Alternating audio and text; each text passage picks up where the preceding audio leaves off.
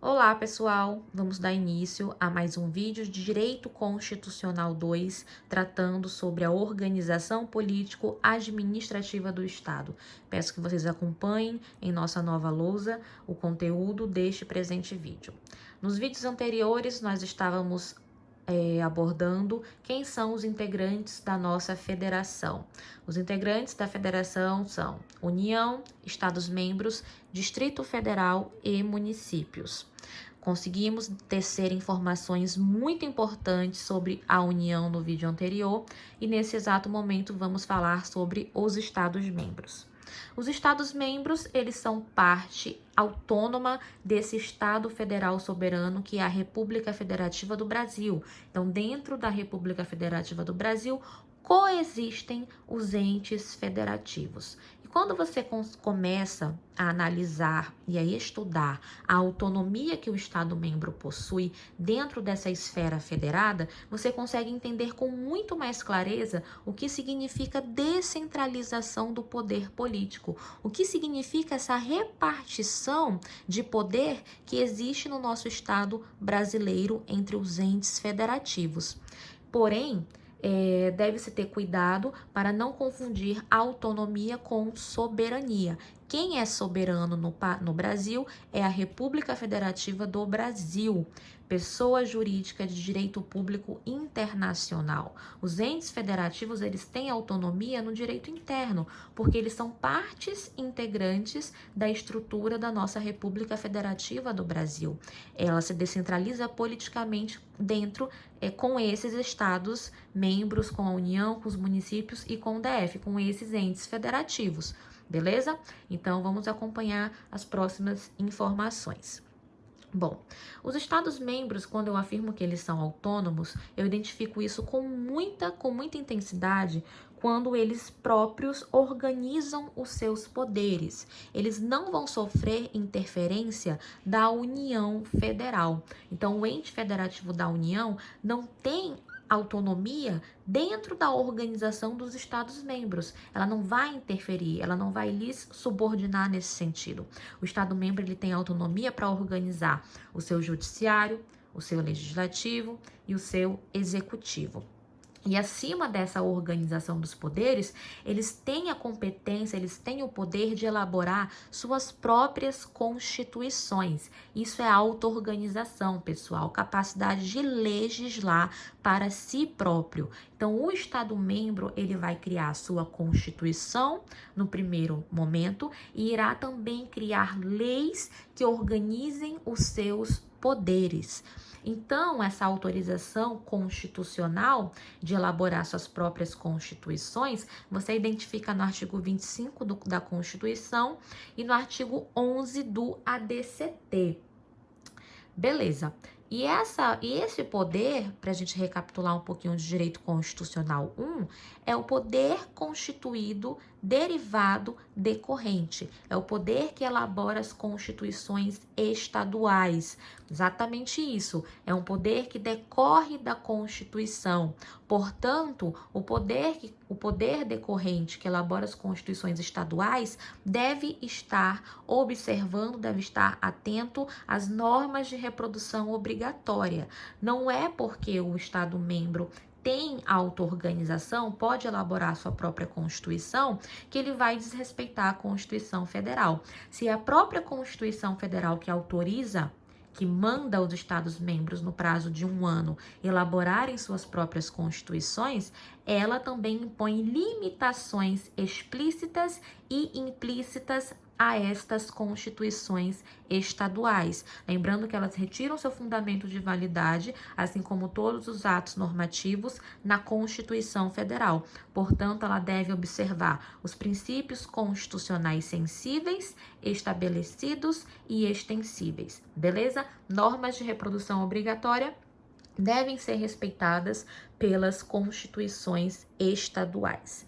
Perfeito. Prosseguindo, nós vamos analisar o artigo 125 da Constituição, onde diz que os estados organizarão sua justiça, observando os princípios estabelecidos nesta Constituição. Observe que não é a União que vai criar interferências no Estado-membro, é a própria Constituição que define os moldes como o Estado-membro vai exercer a sua autonomia. Então, o Estado-membro ele vai ter Constituição? Vai ter, mas ele tem que respeitar a Constituição Federal. Vamos ter organização do Poder Judiciário? Vamos ter também, mas deve-se observar os princípios estabelecidos na Constituição Federal. E quem tem competência para propor a lei de organização judiciária é o próprio Tribunal de Justiça do Estado-membro. Então, o Tribunal de Justiça propõe ao Legislativo essa aprovação e essa será a lei de organização judiciária, respeitando os moldes da Constituição Federal, que é o fundamento de validade de todo o ordenamento jurídico. Maravilha! Avançando, vamos falar rapidamente sobre o legislativo dos Estados-membros. O Estado-membro tem legislativo? Tem legislativo, são as assembleias legislativas. E aqui eu lhes convido a analisar o artigo 27 e 28 da nossa Constituição. Estou procurando aqui na minha Constituição para ler com vocês. 27 e 28. O 27 diz o seguinte: o número de deputados à Assembleia Legislativa corresponderá ao triplo da representação do Estado na Câmara dos Deputados e, atingindo o número de 36, será acrescido tantos quanto forem deputados federais acima de 12. Essa é uma questão um pouco complexa, que vem definir quantos deputados estaduais a Assembleia Legislativa vai ter. Então, veja que o Estado-membro ele não tem autonomia nesse sentido para instituir quantos deputados estaduais ele terá. Essa é uma conta, né, uma conta matemática que a Constituição Federal estipulou para definir quantos deputados teremos em cada Assembleia Legislativa. E qual é essa matemática? É o triplo da representação na Câmara dos Deputados. Então, um exemplo, o Amazonas, ele tem, por meio de lei complementar, direito a 8 vagas na Câmara dos Deputados, ou seja, nós podemos ocupar lá dentro dos 513 deputados federais, 8 somente. Então, o Amazonas tem um número mínimo que é 8 deputados federais lá na Câmara dos Deputados. Então, conforme a leitura à disposição do artigo 27, nós precisamos triplicar esse número para identificar quantos deputados estaduais nós temos direito. Então, nós multiplicamos 8 vezes 3, que dá o resultado de 24. Então, esse resultado de 24, nós chegamos como a ele? Conforme o artigo 27 da Constituição Federal, que define que obrigatoriamente o número de deputados estaduais que o Estado-membro vai ter é o triplo da sua representação na Câmara dos Deputados. Perfeito, pessoal? Mas aí tem a segunda parte do dispositivo que diz o seguinte: quando o Estado-membro atingir 36, ou seja, quando ele tiver mais de 12 deputados federais, que é no caso aqui 12 vezes 3 é 36, eu vou parar de triplicar, eu somente vou acrescer. Então, por exemplo, temos 13 deputados federais. Eu atingindo o número de 36, que 12 vezes 3 é 36, o próximo, que seria o 13º, eu somente vou acrescentar. Então, eu teria 37 deputados estaduais na Assembleia Legislativa. Vou repetir.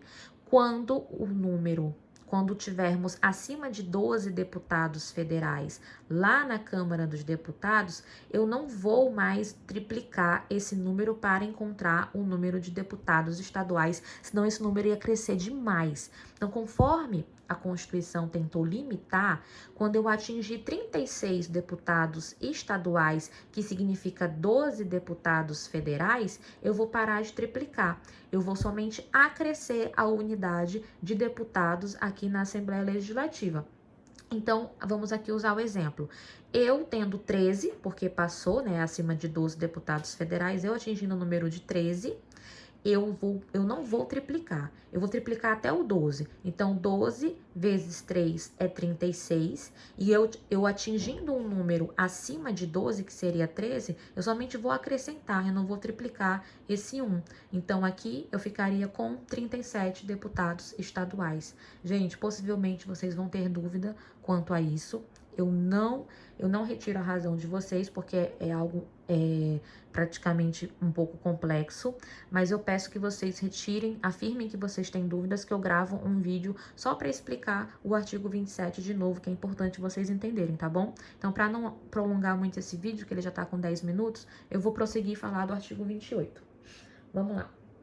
O artigo 28 diz o seguinte, fala sobre o executivo. A eleição do governador e do vice-governador do estado para o mandato de 4 anos realizar-se-á no primeiro domingo de outubro, em primeiro turno, e no último domingo de outubro para o segundo turno. Essas são as informações básicas do artigo 28. O que ele está dizendo? Ele está dizendo que vamos ter autogoverno no Estado-membro, ele vai poder eleger seus governadores, seus deputados, e vamos ter poder judiciário, e ele afirma, ele dá os moldes como irá ocorrer a eleição desse governador. Então, o governador e o vice-governador serão eleitos para mandatos de 4 anos, respeitando também a simetria conforme o presidente da República, beleza? O chefe do executivo da União. Então, gente, essas são algumas informações basilares sobre o Estado-membro. Lembrando que esses artigos, eles perfazem a autonomia que esse Estado-membro possui. Então, ele tem executivo, vai eleger seu governador, vice-governador para o mandato de 4 anos. Tem legislativo, Assembleia Legislativa. Acabamos de traçar algumas informações acerca disso. Tem judiciário, inclusive ele organiza o seu próprio judiciário, não havendo interferência da União em nenhum desses poderes. Observando que as restrições que nós apontamos até agora, elas derivam diretamente da Constituição Federal. Então, tanto como ocorre a eleição da Assembleia, como ocorre a quantidade, a composição da Assembleia, como ocorre a eleição do Executivo e a organização do Judiciário, tudo isso vem definido na própria Constituição Federal. Lembrando que toda essa auto-organização, auto-administração e autogoverno não pode contrariar o disposto na Constituição Federal. Então, essa é a autonomia do Estado-membro, que não se confunde com soberania. Quem é soberano é somente a República Federativa do Brasil, que exerce a soberania em nome do seu povo. Obrigada, gente. Vamos dar continuidade nos próximos vídeos.